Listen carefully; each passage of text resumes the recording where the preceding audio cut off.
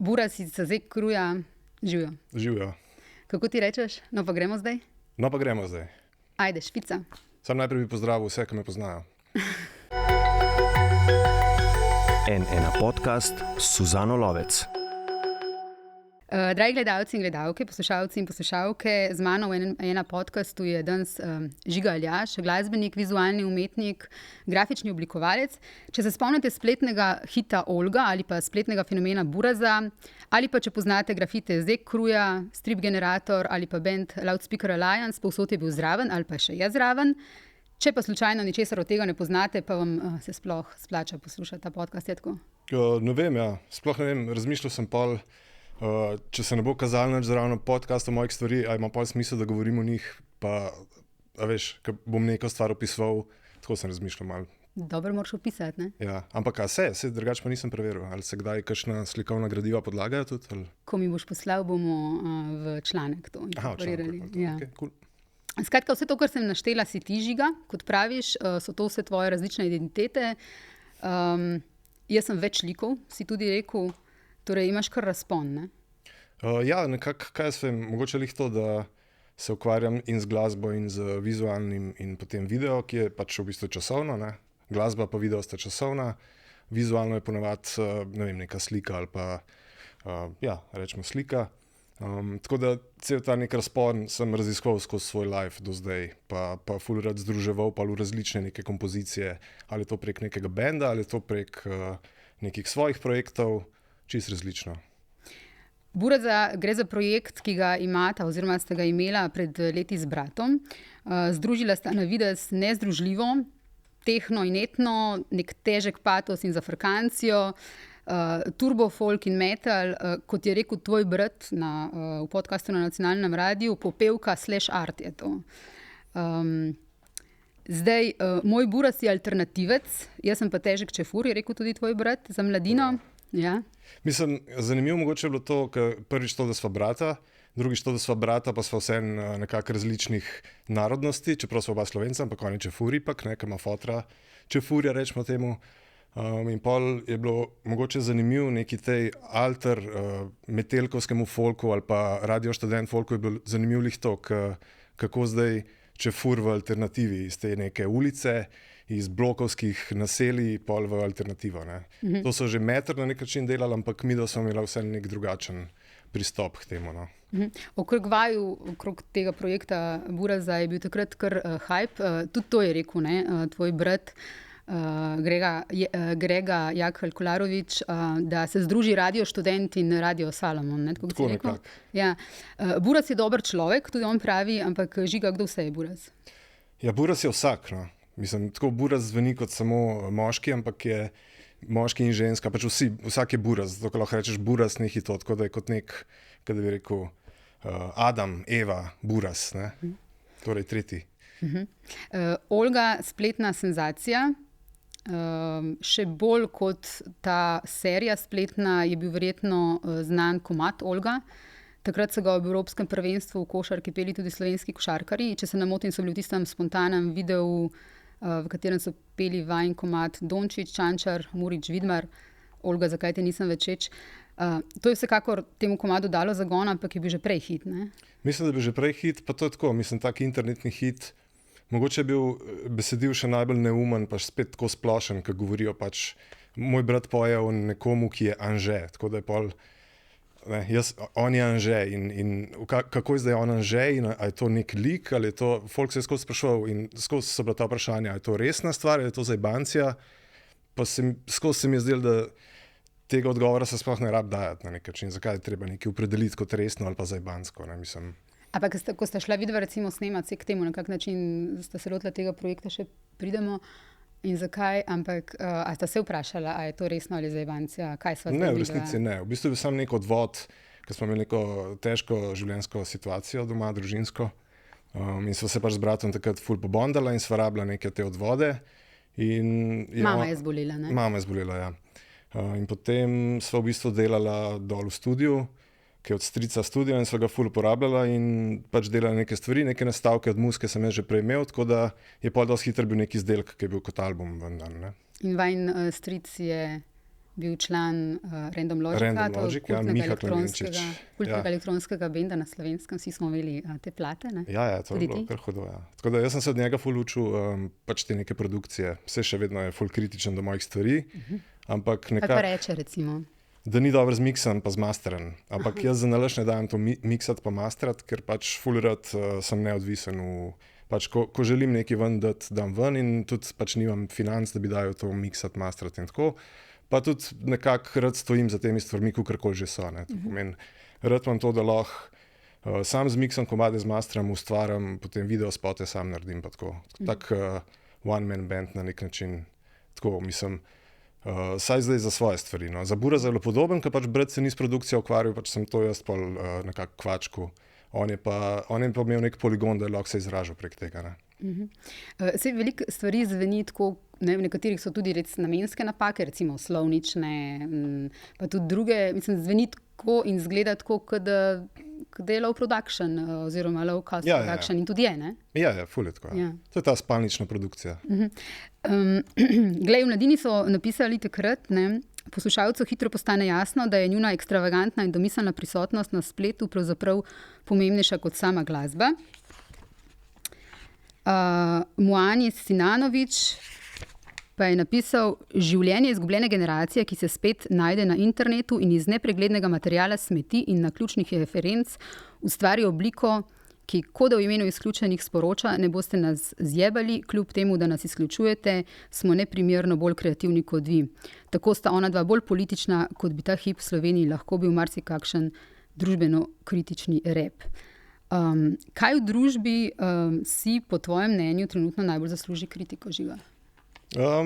Meni osebno pa tudi prek večine mojih projektov, pa mogoče tudi Zek že to počel takrat, je neka kritika na to politično korektnost preverko. No. Tako da rata sicer zaradi nekih stvari, kar je logično, ker je pač globalni svet, je treba paziti na take stvari, ampak pol same neki community rata je lahko zelo rigidni. Ne. V temu, kaj se da sporočati, kakšne feelinge se da ven dajati v muziki ali pa v artu, kakorkoli. Vidva ste že veliko z bratom, ne? Ste že v otroštvu veliko snemala, nekako ste igrala s temi mediji. Rekel si že, da je bil ta studio vajnega strica ves čas pač prisoten oziroma da vam ful pomaga pri tem. Mediji vajni pa so v bistvu YouTube in družbena omrežja. Ne? Tako nekako, ja. Vajno naravno okolje je torej internet. Recimo, mislim, imela sva en koncert, to je bil Tresk, Radio Študent, pa je bil pač, nama je bil ful hud, pa res smo se pripravili, pa naredili malo bolj tak metalsko-rockerski žur, no?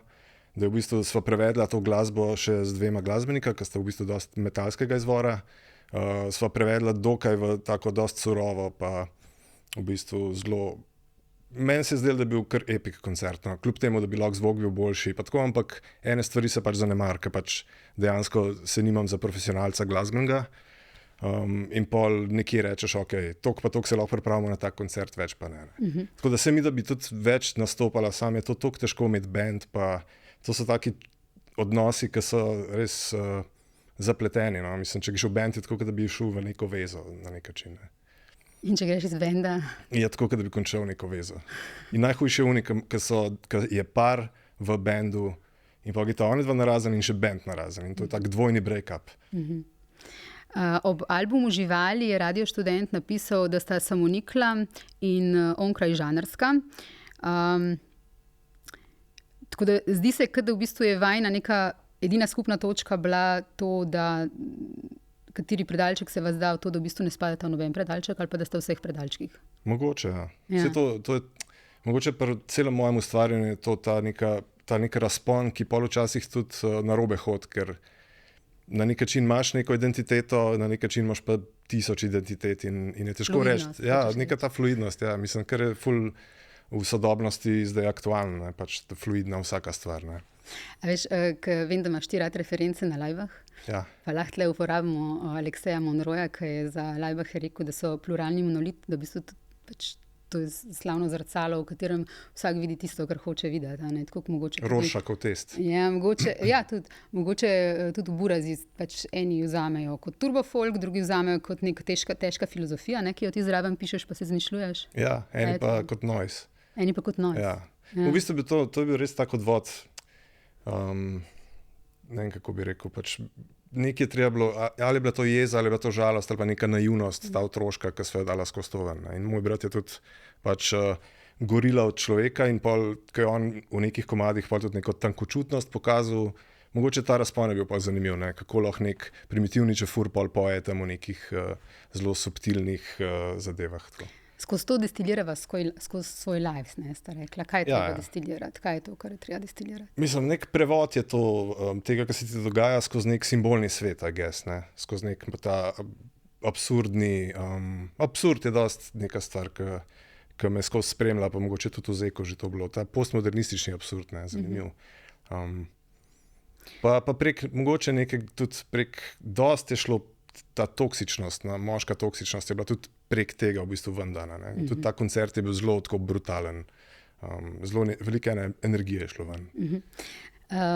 V podcastu Na Pedestal leta 2018 na nacionalnem radiju sta rekla, da so dali so naju v predalček zabavljača, midva pa tudi malo pridigava. Torej muzika, humor, ampak tudi pridigava, ampak o čem je treba pridigati danes? Midva sta takrat pridigala kaj? Ne vem, mogoče sem jaz takrat še malo bolj v to smer razmišljal, pa sem itak videl, da še preveč. Da mora to vse problem lih Burazov je bil to, da prvič to, ker je to ena intenzivna stvar, ne more to biti kar zdaj, ne vem, koliko let, ne moreš kar skozi biti intenzivno prisoten, ker je na nek način tako punk, pride gre, ne. To pridiganje pa mogoče sem imel takrat obdobje, malo več pridiganja, mogoče lih ta situacija z mamo, ki je bila pa pol si kritičen do sebe, do sveta, tako malo ti spremeni pogled.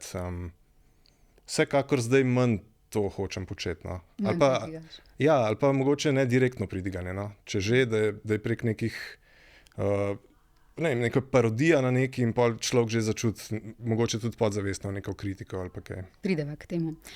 Povej mi še, kaj Buraza delate danes? Zdaj k tvojim samostojnim projektom še prideva, ampak a delate kaj skupaj? Ne delate? Zakaj? Trenutno ne, ampak smo takrat imeli toliko enih stvari, poleg muzike sva se pa lotila še Olga serije, ki je v bistvu bila narejena po Olga komadu in je kako je nastal ta komad in je cela serija okoli tega narejena. To je bila tudi ena izkušnja, kjer recimo smo kupili ful hudo kamero, pa ni imela noter stabilizatorja in se ful trese kamera in tako, in pa sva z bratom imela zaradi tega pač neko slabo vest ali pa očitke en drugmu. Pa zdaj, ko pomislim, je malo grenkoto, ampak v resnici, ko gledam serijo, mi je še vedno ful dobra. Ne? Ampak valjda bi hotel, da je tudi tehnično na nivoju. Ne? Če smo že pač tudi spote, na začetku sva s telefonom snemala, pa smo pa začeli delati razne stvari, od 3D animacij do ful enih stvari. No? Tako da je težko reči, mislim, da tretji album je bil ful manj low quality v smislu, je bil že kar spedenan. No?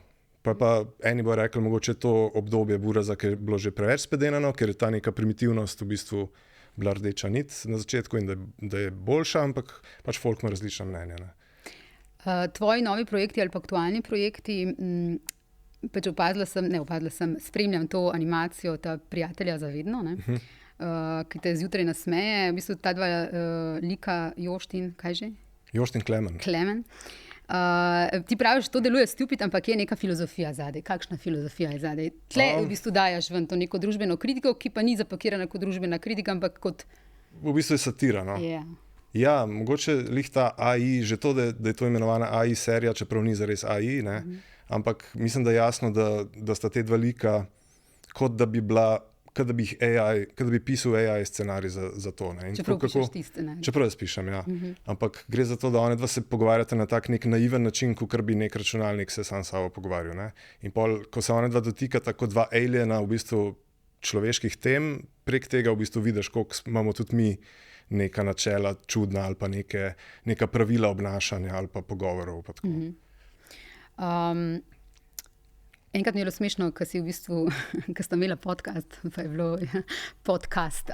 Podcasta? Ja. Probamo furati pol v sam ta branding, ker sem pač grafični oblikovalec po poklicu. Probam recimo prek te satire pol dajati različnim brandom čist nek kao zrcalni svet tega brenda. Ali pa recimo Tinder je Tender. Pa tudi naredim pol logo, ki je malo drugačen. In vse je tako malo naivno v Comic Sansu narejen, kot taka internetna govorica, zelo meme govorica. Pa v bistvu, če je bila Olga, naprimer, za primer, je bila 10 delov in ti nisi mogel nikjer uleteti v 7. del, pa gledati serijo, tukaj pa lahko letiš v kjerkoli del, pa deli so minuto dolgi, tako da v bistvu dobiš tako bajte te serije. Pač dobiš jo na internetu, enkrat priješ na njo in pa vidim, doskrat mi folk lajka še za nazaj stvari. In pa on gre lahko globinsko v to in pogledati in v bistvu jaz sproti razvijam ta dva karakterja in dejansko lahko opaziš tudi razvoj karakterjev. Ti drugače, pač kot grafični oblikovalec delaš za eno od te velikih firm, to je tvoj day job, ne? Ja. S katerim si služiš kruh, da lahko pol kaj vse to, o čemer govoriva, pa o čemer še bo govorila, kaj delaš za... Da financiram ali kako. Ja, a bi rekel Jošt, ali ta drug Klemen, a bi rekel za dušo? Za dušo, mogoče bi rekel Klemen. Oba bi rekla to verjetno. Bi rekla, ne? Sam vsak bi nekaj drugega mislil. Ja. Kaj bi pa ti rekel, zakaj delaš te druge stvari? Te druge stvari so za dušo, ampak tudi, sicer je fajn, ko nek komad naredim ali pa karkoli, je fajn vložiti nekaj denarja not, ampak glih to je prednost, da mi ni treba porabiti veliko denarja, ker nekdo, ki bi dal nekam v produkcijo nek spot delati ali pa v produkcijo mix delati ali pa master, bi pač se skeširal za take stvari, jaz pa lahko veliko več ven vržem enih zadev. Zdaj, eni bo pa rekel, preveč stvari, pa premalo so kvalitetne, pač vsak ima svoje mnenje. Ne? Mene pa včasih neke stvari so mi zaradi te surovosti pol zanimive. Skratka, da dobivaš očitke, da gre za hiperprodukcijo? Pa ne, da dobivamo očitke, ampak valjda dobiš kakšen komentar na kakšne stvari ali pa začutiš od nekega frenda, kaj je njemu pri tebi dobro, pa kaj mu ni. Tako pač itak spremljaš. Se tudi ta serija Prijatelja za vedno, pač vsak del, kad dam ven, pol nekako vidim odzive in mogoče bo naslednji del pol nekako komuniciral z odzivi, kot sem jih jaz dojel. Tako da lih ta aktualnost, to, da lahko to serijo, jaz lahko zdajle grem dan pa v 1 uri naredim podcast teh dveh človekov, ki se isto pogovarjata, kam midva mogoče. Tako da neka ta možnost hitrega komuniciranja, odzivnosti pa poceni. Mislim, da midva nisva k Jošt pa Klemen. No sva, vsi smo. Jošt pa Klemen smo vsi. Ja. Ti praviš tudi, da sedanji mladi v bistvu imajo, vsak ima svoj medij preko teh družbenih medijev in preko interneta, v bistvu ima vsak na voljo poceni medij in vsak lahko, če te parafraziram, postane umetnik. Ne? Ja, saj mislim, pol je seveda, to je super stvar, potem je pa tudi to problem, da je pol pa toliko enih informacij, pa toliko enih stvari, ki jih ljudje vam dajo, ampak jaz mislim, da dobre stvari pridejo še vsem skozi pol, ker je pač večja kompresija nekih informacij in pol dobre se bojo spet splavale na vrh, kakorkoli. Ampak ja, to mi je fajn v tej dobi, da je človek z orodji lahko že ful močno orodje spet, ali pa ful dober, ne vem, lahko je umetnik že samo to, da dela dobre memete, ker nek meme, neka slikca, ki ima not 10 pomenov, pa 10 nekih kontekstov, ti včasih več da kot nek, ne vem, TV show ali pa neka cela serija. Pač ful je zanimivo, kako v kulturi nate vplivajo vse te različne stvari, pa koliko je lahko en meme že močen v tvojem dnevu, recimo. Ne? Če se spet navežem na Lajbache, lahko tukaj tudi spet parafrazirava Lajbache, ki so v tistem znamenitem tedniku rekli, mi smo prva televizijska generacija. Kaj je torej za tvojo generacijo, za mojo verjetno še ne, za tvojo pa lahko rečemo, ti lahko rečeš, internetna, ne? Mi smo prva internetna generacija. Sigurno. Ja, torej, ki ste odraščali z njo, preko njega živite, ne? Ja, mislim, že te kiberprostori, ki so bili pač od Irca naprej, mi tam na Ircu smo tipkali, pa to so vse bili neki virtual spaces, kjer si živel, kjer si imel neko svojo identiteto. Ne? In pol vsak od teh social media in ne vem, od ljudi, ki igrajo igrice, imajo svoje komunitije. To, ki je razdrobljeno vse, to, ki je identitet. Igre, da jih ne bova užalila. Igre, rečemo igre. Kje pa si ti na social media največ? Instagram je najbolj v bistvu blizu, zaradi tega flova misli, recimo, ker te storiji so pač en dan so gor in pol gre stran, ne? Tako da v bistvu ti skozi na nek način komuniciraš neke svoje stvari. Pa ta story je lahko vse, lahko so 3 besede in pol vsako oblikuješ na svoj način, ful ti da neki ful ti da opcij za komunikacijo. No. Okay, kaj pa zdaj med temi samostojnimi projekti svojimi zdaj delaš? Zdaj delam Inkarnat, je glasbeni album. Tukaj bo pa odvod ful enih čustev. No. Tako da veliko enega kolažiranja, nekih stvari, ki sem jih že v preteklosti delal, pa niso bile ponucane, pa jih zdaj v bistvu izbrskam, pa vidim, da trenutno rezonira s tem, kar bi rad sporočil, oziroma kar čutim. Kaj? Ja, foter mi je umrl lansko leto, tako da imam še vedno procesiram vse to skupaj, no, in je težko, ampak pol mogoče jih najdem zaradi tega resonance v teh komadih, pa jih pol vendam kot nek čustven odvod, pa ful bo malo vokala zares not, tako da bo zelo malo ambientalno. Ja.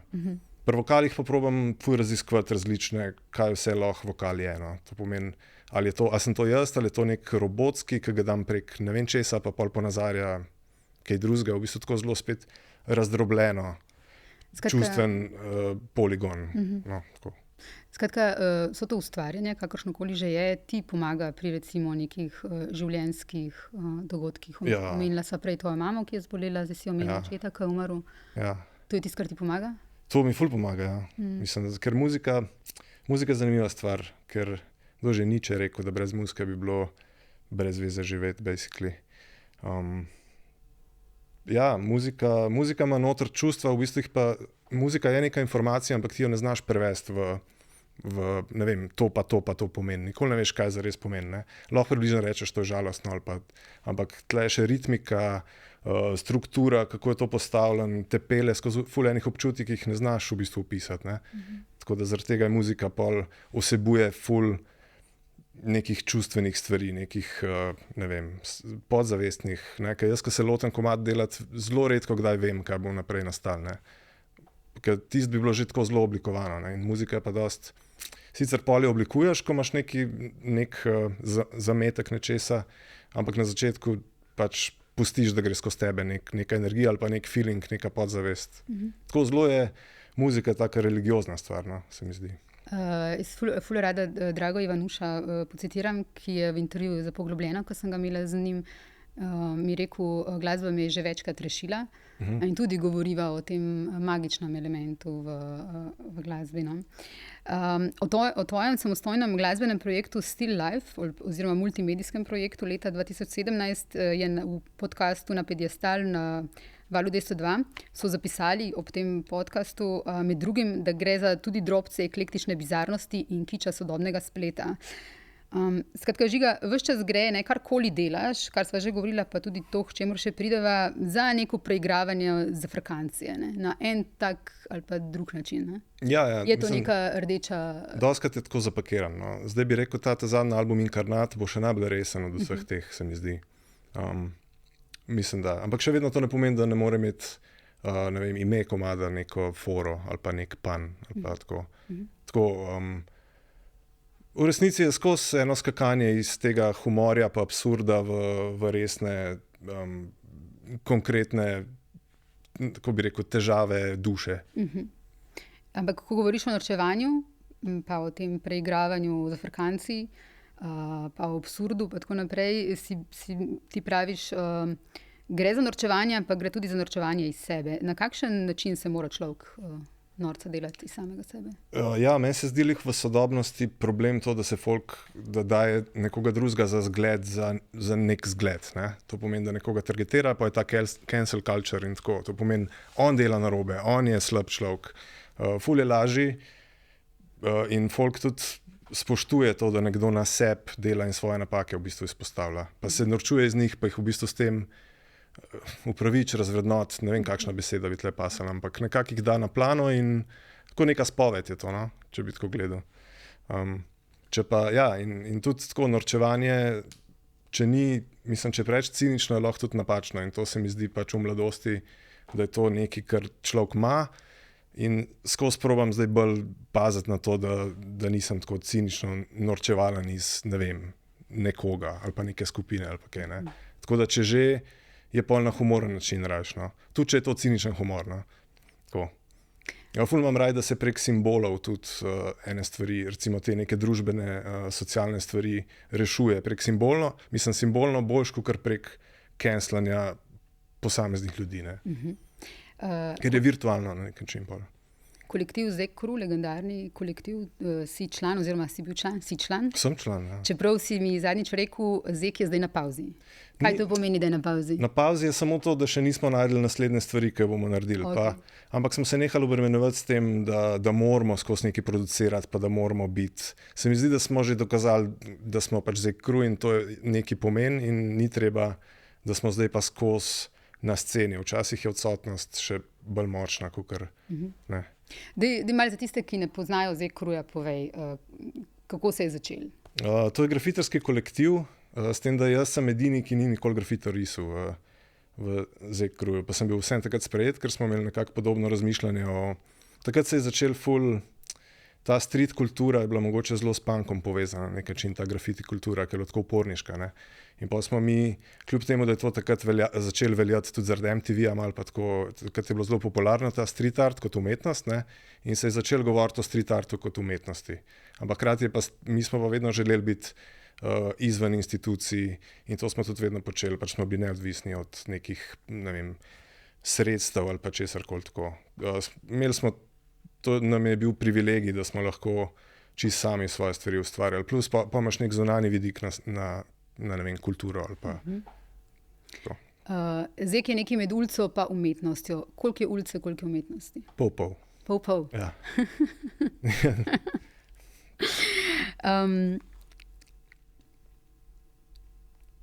Kaj pa ta relacija, meme si prej omenjal, ne? Relacija med memi, grafiti pa umetnostjo. Kje vidiš tle podobnosti, recimo? Mislim, ker recimo ta razstava, ne, mislim, da je bilo 2012, tukaj zadaj v Argentinskem parku. V Zaklonišču. V Zaklonišču, ne, od spodaj pod zemljo, je v bistvu izgledala tako, kot da so to neki analogni memi, če zdaj prevedem ta jezik zdaj. Ja, to mogoče bolj, ja. Samo tukaj recimo, mi smo uporabljali tudi grafite v tej razstavi, ampak mi smo se hoteli pa ločiti kakor je pač grafiti so skozi neka baza, ampak mi smo hoteli pol delati čist univerzalno neodvisne stvari. To pomeni, imeli smo neki jezik, predvsem spet ta humor nas je nekako vezal, pa neka ta absurdnost, pa večdimenzionalnost. Tako da tukaj z memeti se da primerjave delati. Ka neka razstava, ki si prišel, si ti videl neko prvi nivo razstave, pa če si šel malo globje, si še kakšne odkril. Ne? In je na večjih nivojih deloval, tako kot zdaj meme deluje na večjih nivojih. Ne? To je sicer lahko malo elitistično, ne? Ampak včasih se je težko izogniti temu. Ne? V enem intervjuju na spletni strani Dela sem videla, da si rekel, da pri grafitarjih je tako, da tisti, ki popiše vlake, je ta glavni car. Ja. Ti očitno jih nisi popisal, ne? Ne, jaz jih nisem, tako da nisem glavni car. Ampak zakaj je tisti, ki vlake poriše, ta glavni car? V grafiti svetu je pač so neki, kako se reče temu, neko tekmovanje v tem, kdo je večji car. Je to, mislim, se jaz premalo, pač zdaj oni bojo rekli verjetno drugače, ampak kakor sem zaznal, je to, da če cel ta whole cart, cel vlak porišeš, da si pač legenda. Pol, ne vem. Pa valjda tudi kakšen je ta pis, koliko je kompliciran, recimo takrat moraš zelo hitro delati, to pomeni, da moraš nekaj zelo enostavnega, pa vse pobarvati, pa nekaj enostavnega gor početi. Ne. Težko iti zdaj krancljati neke ornamente. Pa tako. Tako da je zelo punk v tem smislu, ne. Ker punk grafiti so tudi, povemo v besedah, forme ni, čeprav je pa punk šel v svojo formo. No. Tako. Pri Zeku se je zelo občutila tudi ta ironizacija sodobne umetnosti, oziroma konkretneje bi rekla tega art trga, torej trga umetnin. Ne? Na tisti vaši razstavi o gorah, kjer ste izumili fraktalni origami. Tehnika, ja. Ja. Mislim, zanimivo je bilo, da recimo ste vi tam razlagali v kamero tudi nacionalne televizije o tem, da ste v vseh teh gorah bili. Ja, to je bilo 111 gora. Srednjih višin. Da so bili v bistvu ti vaši soundbiti, pa to, kar ste razlagali, mirno objavljeni recimo v velikih slovenskih medijih, brez vprašanj in podvprašanj, ali ponekod tudi brez tega, da je bilo zaznana ironija in kritika. Mogoče bi to čas pred tem fake newsom, no? Pa se mi zdi, da so stvari šle kar tako skozi. No? Ja, mi smo se malo norčevali, ampak na tak zelo hudomušen, prijeten način. ker še vedno mi smo pač, dali smo une gore, to pomeni, to so bili A4 listi in so bili dejansko zmečkani in potem dani v epoksi in pač mi smo dejansko šli tehnično, ful konkretno to zadevo pedenati, ne. S tem, da smo pol tudi zgodbo samo kreftali v neko laž, ne, kao da so to zdaj poustvarjene vse te gore, ampak v resnici se to je ta nek magic, no, mislim. Prodajajo se zdaj na Bolhi, sem videla na zadnje, recimo vse in prodajo ta fraktalni origami za 100 evrov. 100 evrov, super. To pomeni, da mu ni cena padla. Aha, kako so se pa takrat prodajali? To pa ne vem točno, je bilo tam 30 evrov. To je bilo zelo dostopno. Mi smo vedno hoteli, tudi zdaj ta zadnjo, ko smo delali, vedno je bilo tako, da smo stroške pokrili. No. Ponovili ste pa to še z morjem, ne? Še z morjem. Fraktalni origami. Morje smo pa še ukvirali, pa je bilo manj pisal, tam jih je bilo 111, tukaj jih je bilo pa 7 ali 6. In je bil pač eden bolj monumentalen, pa še Školjko je imel, pa tako bolj je bil tak pis, pa je to šlo tam za 700 evrov, takrat se mi zdi. To so kar dostopne cene, pa tako, mislim, ker je bil res piece of work. No. Če prevedeva zdaj to ironizacijo, pa to, kar ste počeli, ali pa to kritiko recimo v kunst besede, je to was ist Kunst, ne? To vprašanje, večno vprašanje, kaj je umetnost in kaj daje umetnosti status umetnosti oziroma umetnini status umetnine. Ko ste imeli ta projekt pod Kranjem, v tunelih, tam ste dobro povedali oziroma ironizirali nekaj, kar so bili prej packe na stenah, smo mi skurirali, ampak ker pa zdaj prodajamo še merchandise iz tega, s tem je to postal art. So skratka lise, ampak šele po razstavi so artworki. Zakaj so artworki? Ker jih šele prodaja legitimira kot take. Ne? Je to ta poanta? Ja, ta projekt je bil tako, sovpadalo je to, da je bilo to je bilo v sklopu Benskijeve razstave. In on je imel ta Exit through the gift shop, to je bil film njegov in tukaj smo pa tudi mi zaradi tega gift shop uporabili kot artwork sam. Ne? In te lise so bile pa v bistvu kot nek, ko se reče, na koncu zdaj, ko gledam na stvar, sploh ne vem, so bile te lise pomembne ali bo pa to, da je ta lisa na, ne vem, podlagi za miško ali na kuliju. Tako no, cel nek tak absurden moment, plus to, da je takrat Zek, nekako smo se hoteli losati te forme, ne? In smo šli čist ven iz forme. To pomeni, da je bil čist tako zelo kuratorski, oblikovalski projekt na nek način. Ampak zdaj, ko praviš, da ste na pauzi, a se v bistvu iščete, katera bo naslednja forma? Mislim, a se iščete? Se iščemo, ja. Mislim, tako je. Hkrati bi, valjda, ko pridemo na nek način nazaj, hoteli z neko stvarjo, ki je pomembna, ki je dobra, ne? Po drugi strani pa nam je to, v bistvu nobenemu ni več to prva stvar, kot je včasih bilo, ne? In to je tudi spet en privilegij, da je lahko to bonus. Ne? Kaj, ker imate vsak svoj projekt? Pač vsak je šel v svojo smer s svojimi stvarmi, eni smo umetniki, eni manj, pač ne definiramo to, pač plemenitimo se vsak v svoji smeri, lik zato, ker nismo več toliko, ko se reče, bazirani samo v Zeku, no? Ni to edina stvar. Mogoče meni je to super pač v bistvu. Ko govorimo tudi o tej kritiki pa ironizaciji pa vsem tem, ne?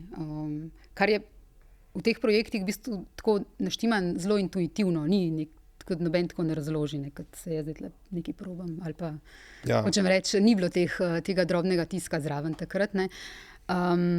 Se postavlja neko vprašanje, do kje biti resnicoljuben in kje začeti z lažjo, oziroma do kje končati z lažjo in kje biti resnicoljuben. A si kdaj o tem razmišljal? To je že kar filozofsko zdaj, ja. Mogoče lih to, da so te stvari večinoma v umetnosti, ki smo jih delali, dostakrat zelo intuitivne, ne?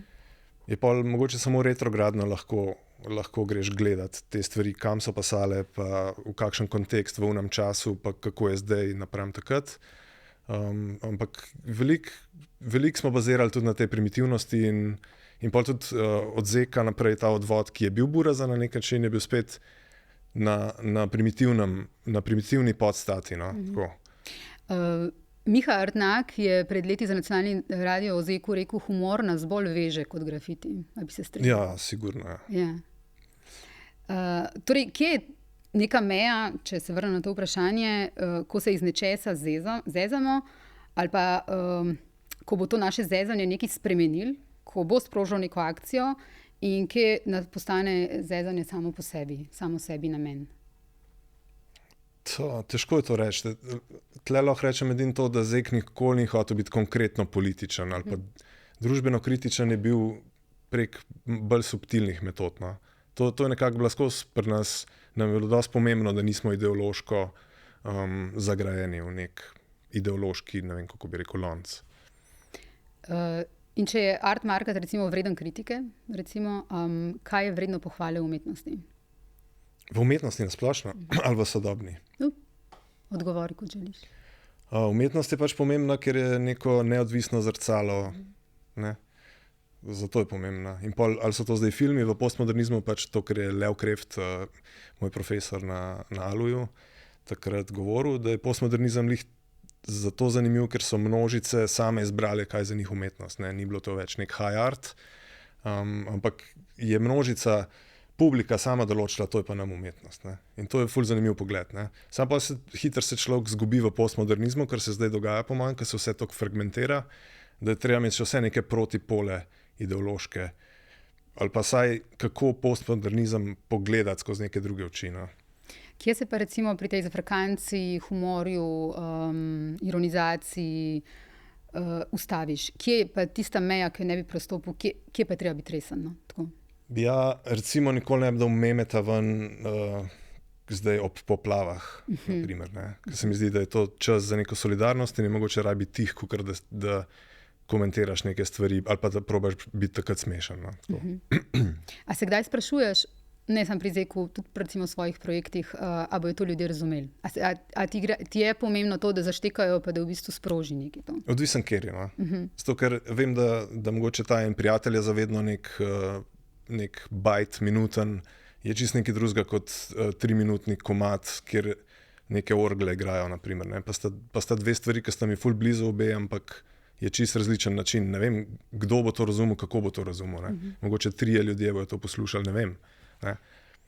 Pri vsem tem, o čemer sva govorila, pa še o čemer bova, vse, kar počneš, kaj je bilo najprej? Risanje, ne, pri tebi? Pri meni bo risanje najprej. Ja, dedek me je v bistvu spodbudil v risanje, doskrat, ko smo bili tam na kosilu, je pol videl, da rad rišem in je to spodbujal. Ne? In se mi zdi, da pol zaradi tega že, ja, to sem veliko če razmišljal, da bi rad pohvalil, ali pa koliko so bile pomembne Toršice v osnovni šoli, ne? Za glasbo in za likovni pouk. Ne? Cveta Leban in Mirjana Kavčič.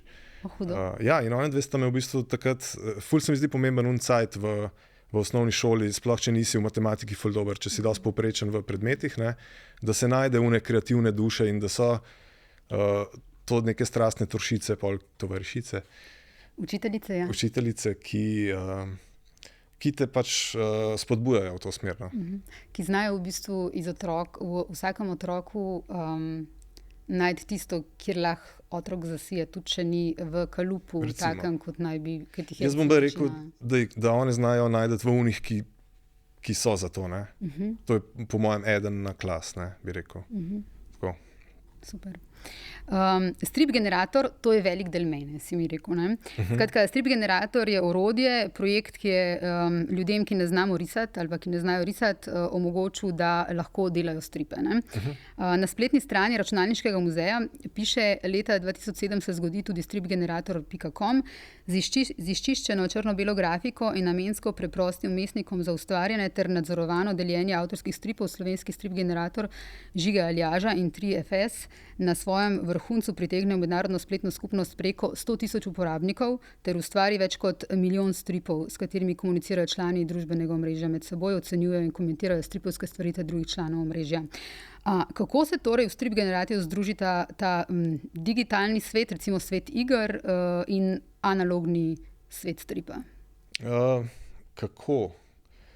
To ne znam lih odgovoriti, kako, ampak lih na ta način. No. Povej mi v bistvu, kaj tebi strip pomenil, pa kako si pol prišel na to idejo. Mogoče strip se mi je zdel, mogoče pa, takrat, ko sem odraščal, kar malo preveč black and white, tudi pol, ko sem takrat pač gledaš tako na te stvari, gledal te neke, mi je bilo zelo geekovsko preveč, no, in mogoče me je bolj privlekel Zek in ta grafiterski, hip-hoperski, bolj cool je bilo, no, kako bom rekel. Še vedno je pa strip bil toliko velik del mojega lifea, pa sploh pa pol to ustvarjanje stripov ali pa teh elementov pač digitalno, ne.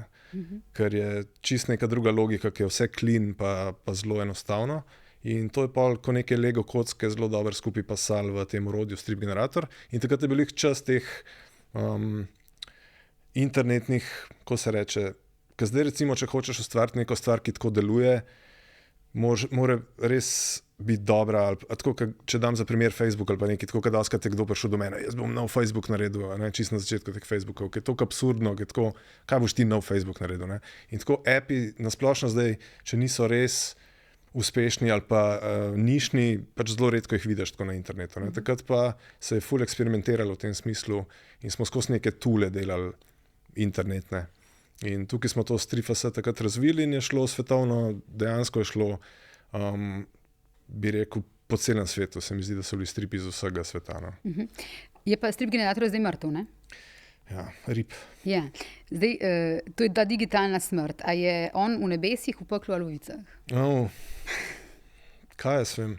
Mislim, glede na to, da še živi v tem računalniškem muzeju, to pomeni, da so ga nekako, ko se reče, resurrektali. Da ga imajo na aparatih. Ja, zdaj problem je bil to, ker je Flash umrl. Ne? Flash so ugasnili na nekih browserjih oziroma na vseh in takrat pa ni bilo pol tudi iz StripFS strani dovolj angažmaja ali pa dovolj zanimanja, da bi to prevedli v nek nov jezik, ne? Ker bi bilo ogromnega razvoja. Ker to še vedno bil kar velik projekt. No? V vseh teh svojih projektih, recimo in pri Buraza in pri samostojnih svojih projektih in pri Zeku, ne, tudi ti praviš, veliko razmišljam, kako povezati na vides nezdružljive stvari. Zveni tako kot en umetniški ali pa street art pahor. Ja, okay. Pahor rad povezuje. Prav, spremem to. Aha, okay. Koliko si ti človek? Pa Janša tudi zdaj, ne? A da povezuje? Ja, mislim, zdaj skozi z lopatom. Ja. Koliko si ti človek kolektiva in koliko si individualist? To so zelo različni projekti, skratka deluješ v sodelovanju z drugimi versus delati sam. Kaj si bolj? Kakšna je razlika? Včasih bom rekel, oboje mi je še fajn, oziroma fajn mi je imeti čist različne kolektive. Ali v duetu z bratom, ali Loudspeaker Alliance smo bili 3, Zek nas je 9, še kje, danes je dan, nas je bilo, ne vem, koliko ljudi je tam 30. Tako različno vlogo imaš v nekem kolektivu, kljub temu, da si ti posameznik. Ne? Ampak v kolektivu imaš neko svojo vlogo in vsaka imaš neko čisto svojo. Zdaj, meni osebno zdaj bolj pa še delati čisto sam, tako kot sem prej rekel, ker imam vsa orodja na voljo in lahko dosti hitro se odzivam ali pa izražam. Ne rabim več, imaš čas, kdaj bova spet džemala, kdaj bova spet komade delala. Ne? In to je bilo dostikrat razočaranje, če kdo navaja ni prišel, pa si se toliko veselil. Zdaj pa nekako sam sebi to določam. Sam si omenil, včasih si pomagal tudi pri Danes je nov dan. Pri vseh teh projektih, a lahko pri katerem rečeš, tako kot sta rekla z bratom, mislim, da si ti rekel, da sta se posinkala pri Burazi. Ja, kaj ima to veze zdaj z Danes je nov dan? Ne, nasplošno. Okay, ali je katerikoli od tvojih projektov, da si bil z nekom tako posinkan, kot si z Gregom? Težko bi rekel. Z Gregatom sva pač odraščala skupaj. Jaz sem z njim cel life, basically. To je čisto neka druga vest. No? In že to, da sva pol obudila, je bilo nama presenečenje in pol tudi ljudem, ki so začutili neko iskrenost v tem, neko otroškost. Ker to je bil zelo ta otroški odvod, ker te stvari, ki sva snemala, sva jih delala takrat, ko so bila ful mehna. Ja, tudi ti komadi izgledajo tako, kot da v bistvu neko odraslost, pa v neko musko, pa v neko vzdušje, tako skozi uletavajo v bistvu neki spomini iz otroštva. Je tako, ne? Ja, zelo je podzavestno, simbolno nekako. Kaj pa ti pomeni družina? A je tle ful pomembna pri ustvarjanju? Ja, meni je ful pomembna. Ja. Tako, skozi bolj vidiš, nekako se hočeš osamosvojiti, pa ko se je ta zadeva z mamo zgodila, on je že živel doma, jaz sem se pa preselil takrat domov in zdaj tudi živim zraven v stanovanju, ki je poleg te hiše. Tako da smo skozi na kupu. In v družini tudi skozi najdete to podporo za vse te projekte? Ne? Ja, sigurno. Pa tudi zdaj brat dobil otroka Luno, z Majo imata otroka in zdaj se še poročita. Tako da sem stric in tle družina spet doda nek nov moment. No. Torej vse to, kar delaš, grafiti, oziroma niso li grafiti, bil si zraven, muzika, dizajn, stripi, videoprodukcija. Kaj bi bilo, če bi ti nekdo vse to vzel? Vse to je pa to, kar sem zadnjič razmišljal. Enkrat sem imel psihoterapijo, pa me je vprašala, kaj mi največ pomeni, pa sem takrat rekel status. Pa sem pa razmišljal, zakaj sem to rekel. Kakšen status? Vse to, ker ne vem točno iz česa sem takrat to izvlekel, ampak status. Pa sem razmišljal, kaj sem mislil s tem. Pa nisem znal čisto pogruntati, ampak zdaj, če bi odgovoril, je to svoboda, ziher. Pač svoboda, da, ne vem, da nisi omejen. Vse zato je dosta politična korektnost zelo rigidna. No? Lih to je problem, da pol je težko se izražati, če si na vsaki strani nekako zamejen, cenzuriran. Recimo že to orodje, s katerim ustvarjam te prijatelje zavedno, ne? Ga moram hackati. Jaz moram paziti, če je kakšna beseda, ki ne bi šla skozi tam, ne? Moram, ne vem, shekam na nek svoj način, kako še vedno dati preko programa, da ne zazna nekih besed. Ne? Pa tudi konteksta on ne zazna. Oni tam večinoma delajo korpo stvari, pa je to bolj za reklame narejeno orodje. Ne? Jaz pa pol delam pač neko serijo, ki govori o človeških zadevah in kakšne jim niso všeč. Ne? Če govorijo o ženske, moški, seks, whatever, je že narobe. In pa se že vprašaš, kako da ta orodja ne sprejemajo teh čist naravnih človeških stvari. Ne? V tej seriji se obregnil tudi ob statusne simbole zadnjič. Kateri so v bistvu zdaj statusni simboli? Na Tinderu? Kjerkoli, na Tinderu tudi. Ne vem, jaz se cel life probam boriti proti temu, da bi bil denar prvi glavni statusni simbol. Pač, in zato tudi mogoče bi lahko več zaslužil, ampak mi ni to pomembno, pa mi je ok zaslužiti denar. Tako da lahko preživiš. Ja. In pa tukaj moji statusni simboli bi bili, ne vem, bili mogoče to. Umetnik je mogoče nek čist tretji. Ga je težko, ni teh, da bi rekel to pa to, ne? Ker umetnik je kot nek dvorni norček, ki lahko mal drugače, lahko kakšno stvar reče, ker drugače nekdo drug ne sme. Ne? Meni se zdi, recimo, da je ta glavni statusni simbol, vsej preko družbenih omrežij, če se gleda recimo Instagram, je ta sreča. Ne? Se mi zdi, da ni več tako, da pokažeš avto, da pokažeš hišo pa stanovanje, ampak da v bistvu moraš biti srečen, da ni tega, ne, mama mi je zbolela, ni tega. Ta iskrenost. Ja, v bistvu vsi tam so ljudje srečni. Ne? Morajo biti nekako. Sam mislim, da to tudi folk zazna. Da zdaj že dosti hitro zaznaš nekoga, ki se preveč trudi biti fejka, biti srečen. Ne? Ne, ampak če pogledaš na Tinderu, verjetno nekdo se bo pokazal z uro, z avtom, z kengurujem, z telesom močnim. Tako, da narišeš nekako prek 5 slik, kdo si kot moški ali pa kot ženska, kakorkoli. Tako, smešan je to. Ker če bi šel primerjati te profile, koliko so zares skreftani, koliko niso spontani. Ne? Igra ali pa neka sposobnost za igro je to v bistvu, kar je rdeča nit, kar sem jaz zaznala. Ne? Še posebno pri Buraza se to vidi. Ne? In to je tisto, kar se mi zdi tako precej fascinantno, ker je ta rdeča nit in ker je to neka, ta igrivost je nekaj, kar mi z leti izgubimo. Posebej naša generacija. Pol, ko se utiriš v te vsakodnevne džobe, v skrbi, v to, v bistvu ti zmanjka časa, pa volje, pa vsega za to igrivost, čeprav je ta igrivost tisto, kar v bistvu ti dejansko voljo lahko daje. Kako to ohranjaš pol? Ja, lih prek projektov. Nisi ravno več mlad, ne? Si star koliko 40 let. Vse to, ne. Mislim, jaz sem cel life sem govorila, ali pa cel life sem imel feeling, da pol, ko si toliko star, da si pač kar za na odpad. Ne. Zdaj pa nekako ne čutim tega, oziroma se pač še probam boriti, pa nekako se mi zdi, da sem lih na neki dobri sredini, kjer lahko komuniciram in s starejšimi in z mlajšimi, neka ta lepa sredina zlata. Ne vem, jaz se dosti dobro počutim. No. In kako to igrivost ohranjati? Recimo, a je to... Kaj, da veliko razmišljaš o tem, kaj te zabava? Ali... Tudi neka filozofska, religiozna podstat je dosti pomembna. No. Meni je zen budizem recimo ful blizu. Ker zen je zelo tak igriv. Tako da tudi take stvari. Tako kot sem prej rekel, muzika pa religija je bila vedno pri meni neki podobna stvar, ne, se mi zdi. Tudi če gledaš neke te komade, ki jih delam, so včasih kot neki čenti ali pa neke molitve. Tako ful zanimivo je to analizirati. Skratka, moja religija je glasba, če te pravi. Nek način, ja. Ilustracije, strip, grafiti, video, multimedija, nove tehnologije. Vse razen grafiti. Ja, vse razen grafiti si pač zraven. Ja, štulc. Ja, tako, štulc. Skratka, Gesamtkunstwerk, ne, kot se reče v a to je nek Laibachovski? Ne, je šire. Ja. Če končava mogoče, če bi potegnil črto pod vse svoje projekte. Kaj je skupno vsem projektom, pa kaj iz njih potegneš, kaj ti dajo? Globina. To bi rekel, ja. Je neka globina, oziroma ne bom rekel, da je to neka, zdaj to je pretenciozno v smislu filozofska globina ali pa karkoli. Ali pa mogoče je lahko samo globina nekega začutnega momenta, ki je lahko čisto primitiven ali pa otroški. Ali pa iskrenost, mogoče. Iskrenost. Mogoče iskrenost bolj, ja. Ok. Hvala lepa za pogovor, Žiga. Hvala. Hvala tudi gledalkam in gledalcem, poslušalcem in poslušalkam. To je bil drugi NN podcast v tem tednu. Se vidimo spet čez kakšen teden. Adijo.